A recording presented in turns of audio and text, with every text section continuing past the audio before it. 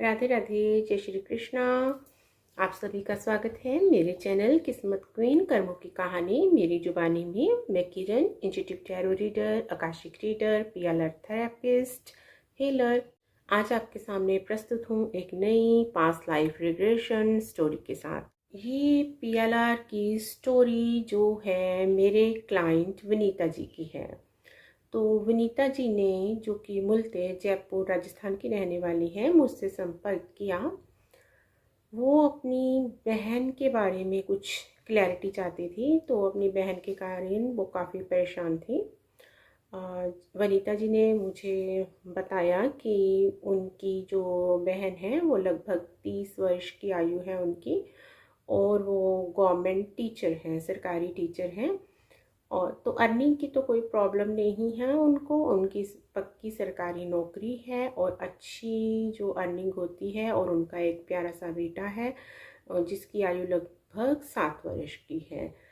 तो प्रॉब्लम क्या है? प्रॉब्लम है उनकी बहन की मानसिक स्थिति को लेकर और उनकी बहन की मैरिड लाइफ को लेकर। जो उनकी बहन है वो लगभग 10-12 सालों से मानसिक रूप से बीमार चल रही हैं। उनकी मानसिक स्थिति अच्छी नहीं है। तो क्या प्रॉब्लम है उनकी मानसिक स्थिति में? जो डॉक्टर हैं वो इसे सिजोफ्रेनिया नाम की एक बीमारी का नाम देते हैं कि उनको एक भ्रम की बीमारी है। जो चीज़ें एक्चुअल में नहीं हैं उनको वो दिखाई देती हैं, सुनाई देती हैं, कुछ आवाज़ें जो कि दूसरों को नहीं दिखाई देती और सुनाई देती।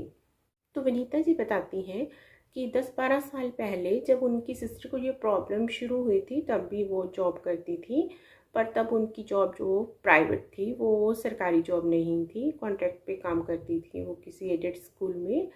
तो पहले तो वो बिल्कुल सही थी, अच्छे से जॉब कर रही थी, पर अचानक ही वो कुछ अजीब सी बातें करने लगी। वो घर पर आकर बताने लगी कि जो उनके स्टाफ के मेंबर हैं वो उन्हें परेशान करते हैं, उनकी सिस्टर को, उनको मानसिक रूप से टॉर्चर कर रहे हैं, उनको काम में अड़चन डाल रहे हैं। तो ऐसी वो कुछ ऐसे बातें बताती।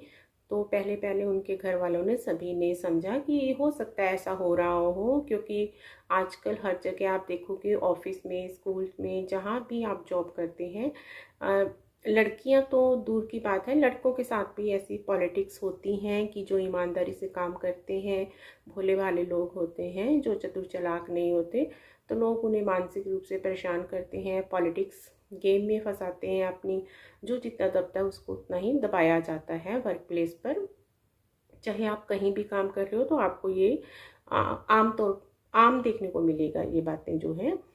तो उन्होंने समझा कि हाँ, ऐसा हो सकता है कि जानबूझकर कोई उन्हें परेशान करा हो। और उस टाइम उनकी जो सिस्टर है वो अनमैरिड थी और उसकी मैरिज की एज। तो अनमैरिड जवान लड़कियों को वैसे भी जो पुरुष हैं, लड़के हैं, वो ऐसे परेशान करते हैं। तो उन्होंने समझा कि हाँ, इस कोई रीज़न होगा कि वो किसी भी वजह से परेशान कर रहे होंगे उनकी सिस्टर को। तो जो उनके घर के पुरुष हैं, उनके पापा, चाचा जी, जो उनके फादर हैं, वो गए भी उनके स्कूल में। उन्होंने प्रिंसिपल से, स्टाफ से बात की तो उन्होंने कहा कि ऐसा कुछ भी नहीं है, ये तो हमारी बेटी के समान है। तो हमारे स्कूल में ऐसा कुछ भी इनके साथ ऐसा नहीं हो रहा है। पर जैसे वो बातें बताती थी तो सही लगती थी कि हाँ, कुछ ना कुछ तो है, वो मान नहीं रहे। तो उनकी बहन की जो बातें सुनकर वनीता जी को बहुत गुस्सा आता था। उनकी बहन का नाम जो वसुंधरा है। तब जो वसुंधरा जी की आयु वो 20-24 साल के लगभग होगी जब वो ऐसे प्राइवेट जॉब कर रही थी। वो मैथ्स की टीचर हैं, उन्होंने मैथ में एमए किया है और बीएड किया है। वनीता जी जो हैं उनकी शादी हो चुकी थी और वो उसी शहर में विवाहित थी जिस शहर में उनके मायके वाले रहते थे। जो उनकी सिस्टर वसुंधरा है, उस टाइम उसकी शादी नहीं हुई थी। पर धीरे धीरे वसुंधरा जी की जो मानसिक स्थिति है वो बिगड़ती गई। वो डिप्रेशन का शिकार होती गई और वो रोती थी, परेशान होती थी। वो स्कूल नहीं जाना चाहती थी, अपनी जॉब पर नहीं जाना चाहती थी, छुट्टियां लेती थी और वो ट्रांसफ़र कराना चाहती थी कि यहाँ का स्टाफ जो मुझे परेशान करता है, मैं कहीं और जाना चाहती हूँ। जो वसुंधरा जी हैं उनकी जॉब उस टाइम कॉन्ट्रैक्ट पर थी, पर वो गवर्नमेंट स्कूल में ही थी, तो वो ऐसे ट्रांसफ़र करवाना चाहती थी किसी और सिटी में, किसी और स्कूल में, कि ये स्टाफ के लोग जहाँ पर ना हो। तो धीरे धीरे जो वसुंधरा जी हैं वो अपने घर के लोगों पर भी डाउट करने लगी, इल्ज़ाम लगाने लगी, आस पड़ोस के लोगों पर भी डाउट करने लगी, शक करने लगी।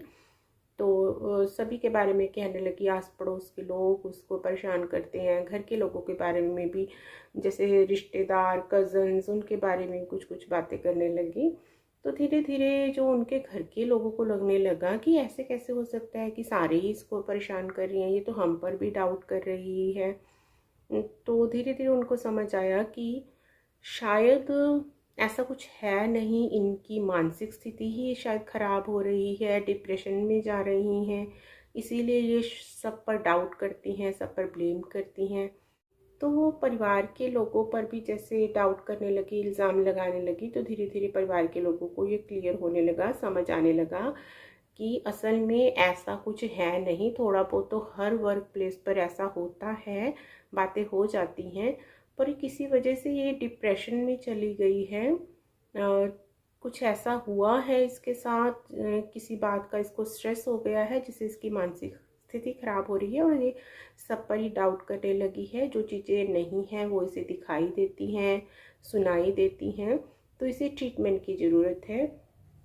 तो परिवार के लोगों ने बहुत कोशिश की उसको डॉक्टर के पास लेकर जाया जाए, पर वसुंधरा जी खुद को बीमार नहीं मानती थी, वो खुद को बिल्कुल स्वस्थ मानती थी, और जो भी उन्हें ऐसा कहता था तो वो उन पर ही इल्ज़ाम लगाती थी कि आप लोग भी उनके साथ मिले हुए हो, स्टाफ के लोगों ने आपको भी भड़का दिया है मेरे खिलाफ, आपको भी अपने साथ अपने प्लान में शामिल कर लिया है। तो वो ऐसा परिवार के लोगों पर भी इल्ज़ाम लगाने लगी थी, और उनकी मानसिक स्थिति जो वो है वो काबू से बाहर जाने लगी थी। वो घर में ऐसे शक करने लगी थी कि हर जगह पर कैमरे लगाए हुए हैं, उनकी बातें कोई सुन रहा है, उनका फ़ोन हैक किया हुआ है, बाथरूम में हर जगह उनको डाउट होता था कि कैमरे लगे हुए हैं, कोई उन पर नज़र रख रहा है। और परिवार के लोग भी सारे जो हैं वो शामिल हैं स्टाफ के साथ, ज़्यादा डाउट उनको अपने स्टाफ पर ही था।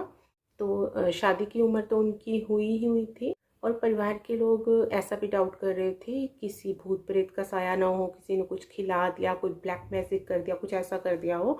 तो जहाँ होता था कि हाँ इस जगह पर जाने से इसका उपचार हो जाता है, हल मिल जाता है, किसी पंडित के पास या कोई पूजा पाठ करवाने की ज़रूरत है, तो उसके लिए भी परिवार के लोग कहते थे। तो वो कहीं भी जाने के लिए वो बहन तैयार नहीं होती थी, वसुंधरा जी कहीं भी जाने के लिए तैयार नहीं थी। वो खुद को पूरी तरह से स्वस्थ मानती थी, और यही कहती थी कि आप सब लोग मेरे खिलाफ एक साजिश कर रहे हो, मुझे फंसाना चाहते हो, मुझे ट्रैप कर रहे हो।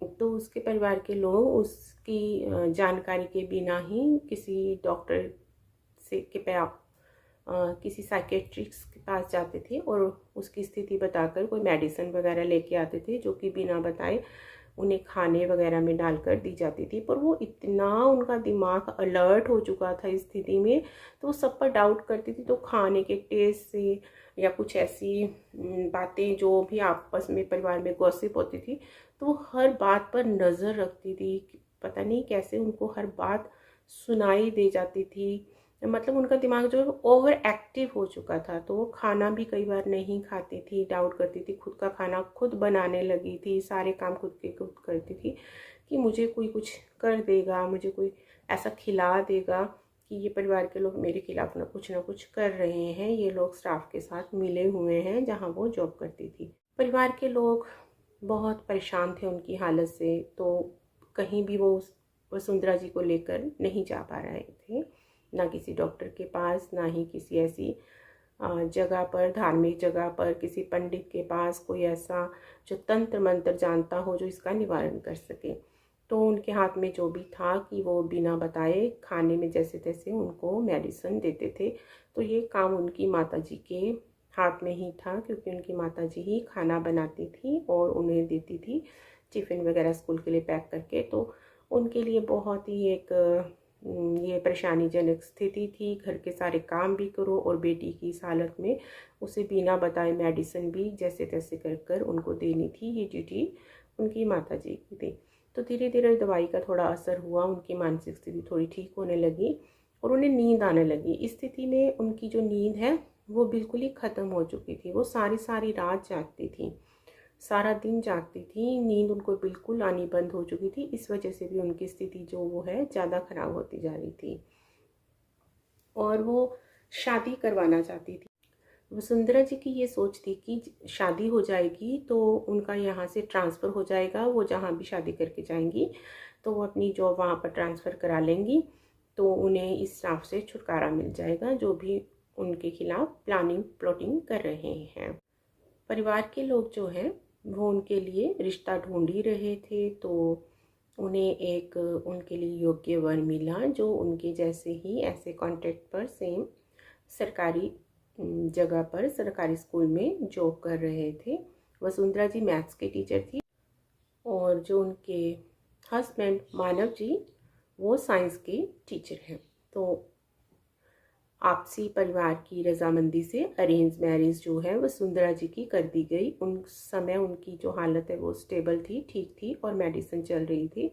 पर ये बातें जो हैं ससुराल वालों को, लड़की के ससुराल वालों को नहीं बताई जा सकती थी, क्योंकि कोई भी ऐसी स्थिति में शादी करने के लिए तैयार नहीं होगा। तो उन्होंने सोचा कि ठीक है, शादी के बाद ऐसे केसेस में ये भी समझा जाता है कि शादी के बाद जो स्थिति है वो सुधर जाएगी। है तो ये गलत, क्योंकि ये धोखा ही है एक तरह से दूसरे पक्ष के साथ, चाहे लड़का हो या लड़की। आपको अपनी जो लड़का या लड़की की स्थिति, कोई ऐसी बीमारी है तो वो साफ साफ सामने वाले पक्ष को बतानी चाहिए। शादी के बाद कुछ टाइम तक तो वसुंधरा जी की स्थिति जो है वो सही रही, वो बहुत खुश थी। साथ के साथ ही जो उनकी ट्रांसफ़र है वो वहाँ करवा दी गई, जहाँ भी वो जॉब करती थी, जिस शहर में उनकी शादी हुई वहाँ उनकी ट्रांसफ़र हो गई और शादी के बाद वो उसी स्कूल में जाने लगी, उसी शहर के स्कूल में जहाँ उनकी शादी हुई थी और उसी शहर में स्कूल था।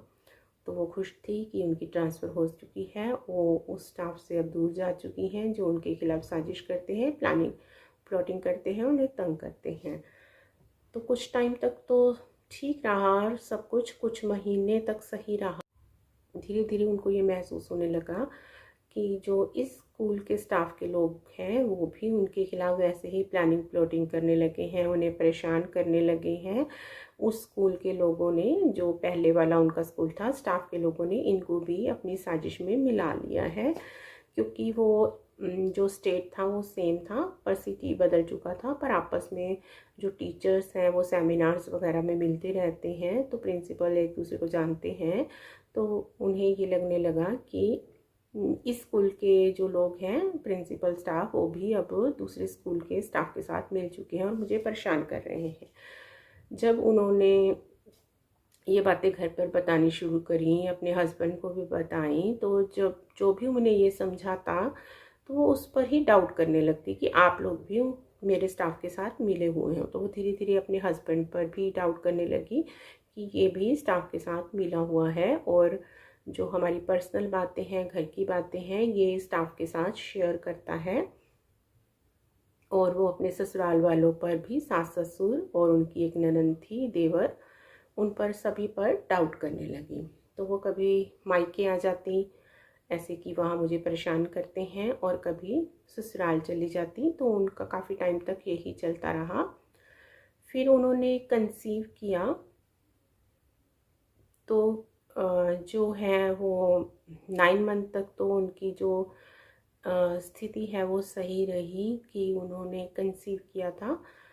पर जब उनकी डिलीवरी का टाइम आया तो ससुराल वाले उनको टाइम पर हॉस्पिटल नहीं लेकर गए, तो कुछ लापरवाही की गई उनके केस में। और जब तक वो उनको कुछ घर पर कुछ दे दिया गया ऐसे आयुर्वेदिक कुछ कि इससे नॉर्मल डिलीवरी हो जाएगी, पर जब उनकी स्थिति ख़राब होने लगी, उन्हें हॉस्पिटल लेकर जाया गया, तो जो उनका बेबी पैदा हुआ, बॉय था, पर वो मृत पैदा हुआ। वो डिलीवरी से पहले ही उसकी डेथ हो चुकी थी।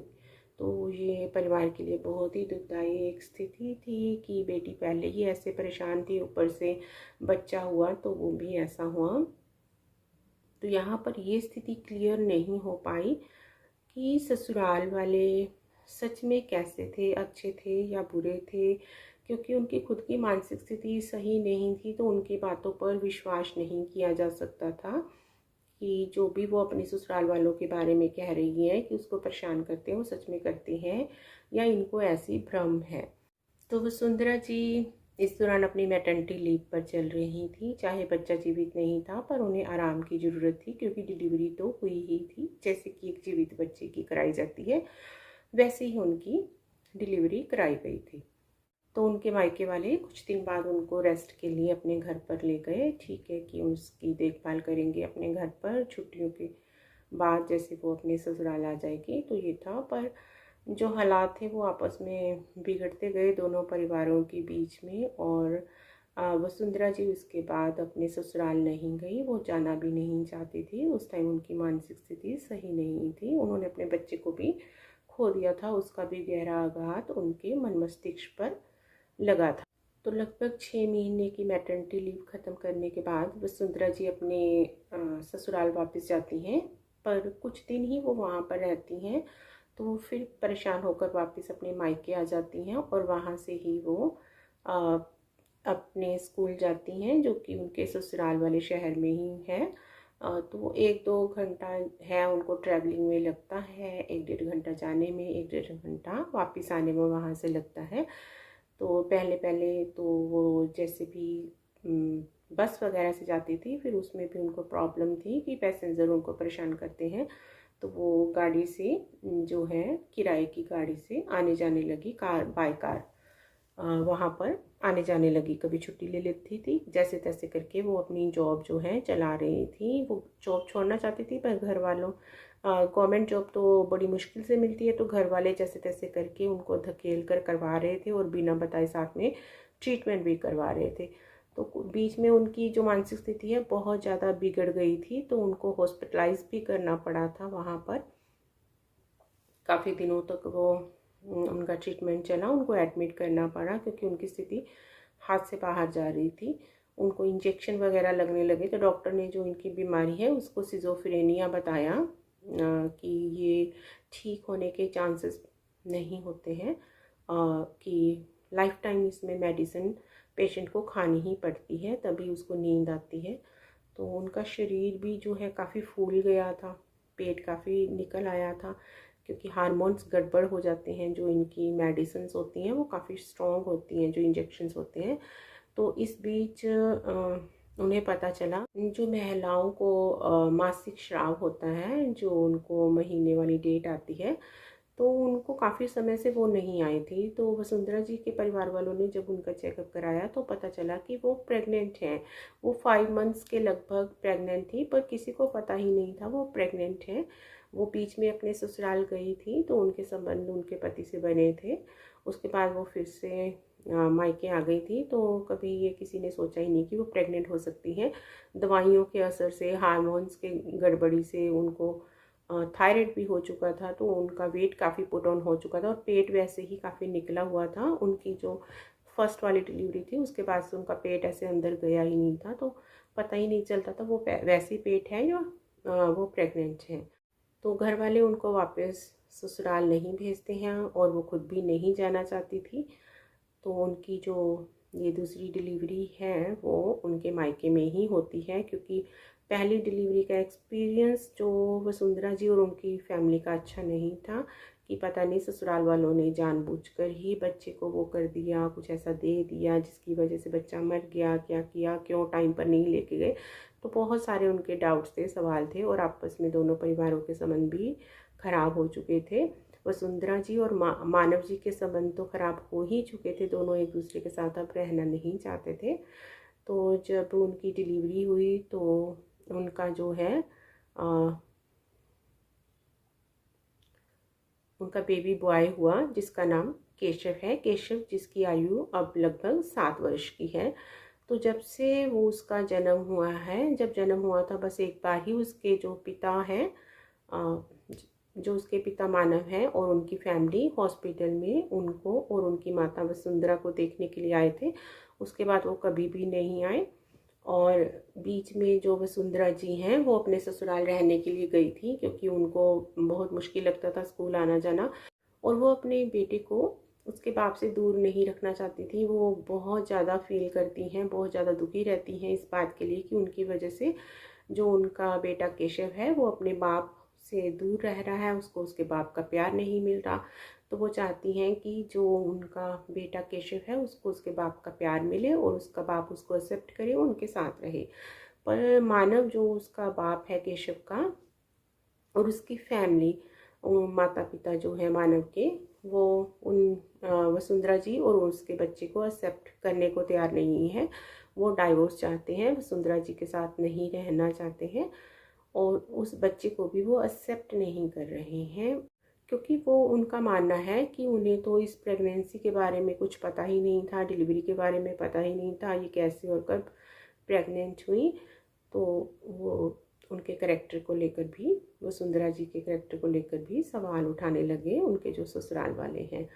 तो इन्हीं बातों को लेकर, सवालों को लेकर वनीता जी ने मुझसे कांटेक्ट किया कि उनकी जो बहन है उसके साथ ये सब क्यों हुआ, क्या कार्मिक अकाउंट है उसकी बहन का ऐसा उसके पति और ससुराल वालों के साथ, और उसकी जो मानसिक स्थिति है, किस कर्म के कारण उसकी जो मानसिक स्थिति है ख़राब होगी। उसको ये बीमारी जो है इतने सालों से चल रही है, जिसका कोई इलाज भी नहीं हो सका, किस कर्म के कारण उसकी जो मानसिक स्थिति हुई है, तो क्या वो कभी ठीक हो पाएगी, क्या कभी वो अपने हस्बैंड के साथ रह पाएगी, क्योंकि वो अपने हस्बैंड को डाइवोर्स नहीं देना चाहती है, पर उसके हस्बैंड जो है वो डाइवोर्स देना चाहते हैं। वो बिल्कुल भी वसुंधरा जी के साथ नहीं रहना चाहते हैं, और अपने बेटे केशव को भी वो बिल्कुल भी रेडी नहीं है एक्सेप्ट करने के लिए, साथ रखने के लिए। तो वनीता जी का ये भी क्वेश्चन था कि उनके जो भांजे केशव का ऐसा क्या कर्म है कि वो बचपन से ही, जब से पैदा हुआ, अपने बाप से दूर रह रहा है और उसे उसके बाप का प्यार क्यों नहीं मिला है। तो वो अपने भांजे और अपनी बहन का ऐसा कार्मिक अकाउंट जानना चाहती थी, जिनकी वजह से उनके साथ ये हुआ। क्योंकि वसुंधरा जी जो हैं वो बिल्कुल भी इन बातों को नहीं मानती हैं, किसी भी तरह के ट्रीटमेंट के लिए वो रेडी नहीं हैं, तो वो अपना पास्ट लाइफ रिग्रेशन भी नहीं करवाती। तो इसीलिए वनीता जी ने अपना पास्ट लाइफ रिग्रेशन करवाया उनकी सिस्टर के लिए। वो उनकी सिस्टर की पास्ट लाइफ को देखने के लिए वो ध्यान की अवस्था में गई, मेडिटेटिव स्टेट में गई। तो जब वो मेडिटेटिव स्टेट में गई, PLR की स्थिति में गई, तो उनके स्पिरिट गाइड के रूप में उनको उनके गुरुजी दिखाई दिए। तो उनके गुरुजी ने उनको दिखाए, जो पास्ट लाइफ के दृश्य दिखाए। तो उन्होंने देखा कि किसी गांव में एक कच्चा घर है उनका, और वो फीमेल के रूप में है, और उनकी एक छोटी बहन है और एक भाई उनको नज़र आता है। तो वो देखती हैं कि जो उनकी छोटी बहन है, कोई गांव का लड़का है जो कि उनकी छोटी बहन को मन ही मन में प्रेम करता है, पसंद करता है। पर जो उनकी छोटी बहन है, उन्होंने कभी भी उस लड़के के प्यार को एक्सेप्ट नहीं किया। उस लड़के ने बहुत प्रयास किए कि जो उनकी छोटी बहन है वनीता जी की उस जन्म में, उनके प्रेम प्रस्ताव को वो मंजूर कर ले, एक्सेप्ट कर ले, पर उनकी छोटी बहन ने कभी भी उसके जो प्रेम प्रस्ताव है उसको मंजूर नहीं किया, एक्सेप्ट नहीं किया। तो फिर जैसे उनको कमांड दी जाती है वनीता जी की कि आप ऐसे किसी दृश्य में जाइए कि क्या हुआ था जिसकी वजह से आपकी जो बहन है उनकी इस जन्म में मानसिक स्थिति खराब हुई है, उनके साथ ऐसा क्यों हुआ है, क्या कार्मिक अकाउंट है उनके पति के साथ। तो जब ऐसी कमांड दी जाती है तो वो देखती हैं कि जो उनकी छोटी बहन है वो घर में आंगन में फर्श पर पड़ी हैं, और उनकी पीठ में छुरा घोंपा गया है, छुरा लगा हुआ है। तो वो जब देखती हैं कि उसी लड़के ने, जो उनसे प्रेम करता था उनकी छोटी बहन से, उसकी पीठ में अचानक से पीछे से आकर छुरा घोंप दिया है। तो उनकी बहन को बिल्कुल भी एहसास नहीं था कि कोई पीछे से ऐसा आ रहा है उनको मारने के लिए, और वो भी आंगन में ऐसे सामने खड़ी थी। अचानक से जब वो लड़का आया उसने ऐसे छुरा घोंप दिया तो वो सकते में आ गई कि ये क्या हुआ। उनकी बहन उनको गिरी हुई नज़र आती हैं और उनकी बहन वो देखती हैं कि मर चुकी थी उस समय में जैसे ही उसने छुरा मारा। तो जब उनसे पूछा जाता है कि उनका भाई कहाँ था तो वो कहती हैं कि उनका भाई भी दूर खड़ा ये देख रहा था, वो दूर था उस समय। तो उसने भी देखा कि उस लड़के ने ऐसे अचानक से घर में घुसकर उनकी बहन की पीठ में छुरा घोंप दिया है और उसका कत्ल कर दिया है, और वहाँ से वो भाग गया है मर्डर करने के बाद। तो दोनों भाई बहन और उनका परिवार सख्ती में आ जाता है, सदमे में आ जाते हैं कि ये क्या हुआ, अचानक से क्यों किया इस लड़के ने, उनको समझ नहीं आता है। और उनके भाई को बहुत ज़्यादा गुस्सा आता है अपनी बहन की इस निर्मम हत्या पर, और वो जो है गुस्से में, क्रोध और दुख में, पीड़ा में उस लड़के का पीछा करता है, उसके पीछे जाता है और उसको पकड़कर वो गला दबाकर मार डालता है उस लड़के को, और बदला लेता है अपनी छोटी बहन की जो हत्या का बदला ले लेता है। वो इस तरह से वो क्रोध में और पीड़ा में ये कदम उठा देता है कि उस लड़के को भी गला दबाकर बदले में मार डालता है। तो जब मैंने वनीता जी से कहा कि अपनी उस बहन की आंखों में देखिए कि वो कौन है इस जन्म में आपकी, क्या इस जन्म में वो कोई है, तो वो कहती हैं कि ये मेरी वही वसुंधरा सिस्टर है, इस जन्म की बहन है, वसुंधरा है ये। और जब भाई को पहचानने के लिए कहा जाता है उस जन्म के, तो वो कहती हैं कि वो उनका भांजा केशव है जो कि वो इस जन्म में वसुंधरा जी का बेटा है। और जब उस लड़के को पहचानने के लिए कहा जाता है जिसने कि उस जन्म में वसुंधरा जी का मर्डर किया था, कत्ल किया था, जो कि उससे प्रेम करता था, तो वो कहते हैं कि वो इस जन्म में वसुंधरा जी का पति मानव ही है। तो यहाँ वनीता जी को समझ आता है कि उनकी बहन वसुंधरा और उसके पति मानव का क्या कार्मिक अकाउंट है, कि जैसे पिछले जन्म में वसुंधरा जी ने उनको एक्सेप्ट नहीं किया था, मानव के प्रेम को एक्सेप्ट नहीं किया था, तो इस जन्म में मानव वसुंधरा जी के प्रेम को एक्सेप्ट नहीं कर रहा है, उन्हें पत्नी रूप में अपने साथ रखने को तैयार नहीं है। उससे शादी तो कर ली पर फिर उन्हें छोड़ दिया। इस तरह से अपने जो पिछले जन्म का ठुकराए जाने का एक तरह से बदला ले रहा है वो। और जो बेटा केशव है इस जन्म में, तो उसके साथ भी कार्मिक अकाउंट है, क्योंकि वो पिछले जन्म में भाई था वसुंधरा जी का और उसने मानव को मार डाला था अपनी बहन के कत्ल का बदला लेने के लिए। तो दोनों में भी एनर्जी जो वो कार्मिक ही है, पिता पुत्र में भी आपस में बदले की भावना है। तो मानव जो है इस जन्म में वो अपने पुत्र को स्वीकार नहीं कर रहे हैं। तो इस सब में ये समझ नहीं आता कि पिछले जन्म में उनका मर्डर हुआ था अचानक से वसुंधरा जी का, तो उस वजह से उनकी इस जन्म में मानसिक स्थिति कैसे खराब हो गई। तो यहाँ पर वनीता जी की सिस्टर की सोल का आह्वान किया जाता है, वसुंधरा जी की आत्मा का आह्वान किया जाता है, उनसे कनेक्शन बनाया जाता है और उनसे पूछा जाता है कि ठीक है, पिछले जन्म में आपकी हत्या कर दी गई थी इस तरह से, तो उस वजह से आपकी मानसिक स्थिति कैसे ख़राब हो गई है। तो उन्होंने बताया कि उनकी सोल को, उनकी आत्मा को बहुत बड़ा सदमा पहुंचा था, वो सकते में आ गई थी क्योंकि ये सब अचानक हुआ था। तो वो अपने घर में बिल्कुल सुरक्षित फील कर रही थी, उनको ये ख्वाबो ख्याल भी नहीं था कि उनके घर में घुसकर कोई ऐसा कर सकता है, वो लड़का इतना बड़ा कदम उठाएगा कि उन्होंने उनका प्रेम प्रस्ताव स्वीकार नहीं किया तो वो उनको ऐसे मार ही डालेगा। तो उनकी सोल को बहुत बड़ा सदमा लगा था, सकता लगा था। तो इसका असर जो है उनके दिमाग पर पड़ा था, जिस वजह से उनका दिमाग जो है इस जन्म में भी वो काम नहीं कर रहा प्रॉपर। तो वो हर किसी पर शक करती हैं क्योंकि उनके खिलाफ बहुत बड़ी एक तरह से साजिश हुई थी पिछले जन्म में। तो वो किसी पर भी ट्रस्ट नहीं कर पाती हैं, उनको ऐसे दृश्य दिखते हैं, हो सकता है कि उनको ऐसे पूर्व जन्म के दृश्य दिखते हों, आभास होता हो, कुछ सुनाई देता हो जो वो दूसरों को नहीं बता पाती हैं। कुछ पूर्व जन्म के दृश्य हो सकता है उनको नज़र आते हों, पर वो बता नहीं पाती कि एक्चुअल में उन्हें नज़र क्या आता है, कैसे आभास होता है। तो उनकी सोल ने बताया वनीता जी को कि मैं ठीक हो जाऊंगी कि आप मेरे लिए जो हैं वो दुआएं कीजिए, मुझे ब्लेसिंग्स दीजिए और मुझे हीलिंग दीजिए। ये वसुंधरा जी की सोल ने अपनी बहन को बताया।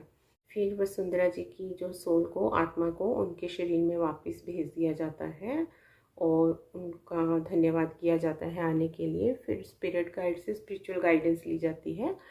तो वनीता जी के स्पिरिट गाइड से गुरुजी से पूछा जाता है कि क्या उनका जो बेटा है, वसुंधरा जी का बेटा केशव, इस जन्म में अपने पिता के साथ रह पाएगा। तो उनके स्पिरिट गाइड कहते हैं कि हाँ, वो रह पाएगा, पर धीरे धीरे एक्सेप्ट करेंगे दोनों ही बाप बेटा एक दूसरे को।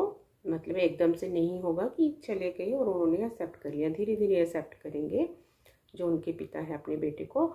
और वसुंधरा जी के बारे में पूछा जाता है तो जवाब मिलता है कि हाँ, वो भी अपने पति के साथ रह पाएंगी, सब कुछ ठीक हो जाएगा, नॉर्मल हो जाएगा। तो उस जन्म में जब वनीता जी की डेथ का सीन देखा जाता है, वनीता जी की मृत्यु का दृश्य देखा जाता है, तो उस जन्म में वनीता जी की मृत्यु भी बहुत ही जल्दी हो जाती है। 25-26 साल की उम्र में ही उनकी मृत्यु हो जाती है। अपनी बहन की मृत्यु के थोड़ा समय बाद ही उनकी भी मृत्यु हो जाती है। तो यहाँ पर ये नज़र आता है कि जब उनकी बहन उस एज में पहुँचती हैं जिस एज में पिछले जन्म में उनकी हत्या कर दी गई थी, तो उस एज में आकर ही उनकी मानसिक स्थिति खराब होने लगती है। वो पूर्व जन्म के दृश्य उनको ट्रिगर करने लगते हैं, उनके सामने आने लगते हैं और उनको ऐसा लगने लगता है कि उनके खिलाफ कोई प्लानिंग प्लॉटिंग कर रहा है, साजिश कर रहा है, उनको कोई मारना चाहता है। तो वो बहुत डरती हैं मरने से, किसी भी बिजली के उपकरणों को छूने से, कहीं जाने से, एक्सीडेंट होने से। तो उनको ऐसा लगता है कि कोई आकर उनको मार डालेगा, कहीं वो जाएंगी तो कुछ हो जाएगा। तो मृत्यु का भय भी उन्हें बहुत सताता है वसुंधरा जी को। तो ये कहाँ से आ रहा है फोबिया, डर? ये पूर्व जन्म से आ रहा है, क्योंकि उनके साथ पूर्व जन्म में ये हुआ है। तो ऐसा होता है कि पिछले जन्म में जिस एज में आपके साथ कोई ऐसा ट्रॉमा हुआ होता है, कुछ ऐसा एक्सीडेंट हुआ होता है, तो इस जन्म में जब आप उस एज में पहुंचते हो तो वो ट्रॉमा, वो भय, फियर अपने आप ही सामने आने लगते हैं, ट्रिगर होने लगते हैं। तो ये हम कैसे जान पाएंगे? ये हम अपने पास्ट लाइफ रिग्रेशन से ही जान पाएंगे कि अगर हमें समझ नहीं आ रहा कि अचानक से किसी के साथ अचानक से किसी के साथ ये क्यों हो रहा है। उसको कोई अचानक से, पहले डर नहीं लगता था, अब लगने लगा है किसी चीज़ से डर, कोई फियर, कोई बीमारी अचानक से पैदा हो गई है, तो वो क्यों हुई है। तो ये हम पास्ट लाइफ रिग्रेशन या आकाशिक रिकॉर्ड से जान सकते हैं। तो ये थी वनीता जी और वसुंधरा जी की पास्ट लाइफ रिग्रेशन की स्टोरी। आशा है ये स्टोरी आपको अच्छी लगी होगी और आपको इससे कुछ ना कुछ सीखने को मिला होगा। कर्म कैसे काम करते हैं, कैसे ट्रिगर करते हैं, कैसे कार्मिक अकाउंट एक दूसरे से बनते हैं, तो आप ये समझ रहे होंगे। और आप भी अगर ऐसी किसी समस्या से जूझ रहे हैं, ऐसे किसी सवाल का जवाब जानना चाहते हैं, ऐसी किसी बीमारी या भय का सामना कर रहे हैं और उसका सलूशन चाहते हैं, हीलिंग चाहते हैं, तो आप भी मुझसे कांटेक्ट कर सकते हैं अपना पास्ट लाइफ रिग्रेशन करवाने के लिए, अपनी आकाशिक रीडिंग करवाने के लिए, और अपना हीलिंग सेशन भी आप मुझसे बुक कर सकते हैं। किसी गंभीर बीमारी से जूझ रहे हैं कि जिसका आपको कारण समझ में नहीं आ रहा, जिसका आपको कोई इलाज नहीं मिल रहा, तो आप मुझसे अपनी हीलिंग का सेशन बुक करवा सकते हैं। डिस्क्रिप्शन में मेरा इंस्टा आईडी दिया हुआ है, वहाँ से आप मुझसे कांटेक्ट कर सकते हैं। तो मिलते हैं किसी नई पास्ट लाइफ रिग्रेशन स्टोरी के साथ। स्टोरी अच्छी लगी है तो वीडियो को लाइक कीजिए, कमेंट कीजिए, शेयर कीजिए, चैनल को सब्सक्राइब कीजिए। मिलते हैं किसी नई पास्ट लाइफ रिग्रेशन स्टोरी के साथ। Thank you so much. Radhe Radhe, जय श्री कृष्णा।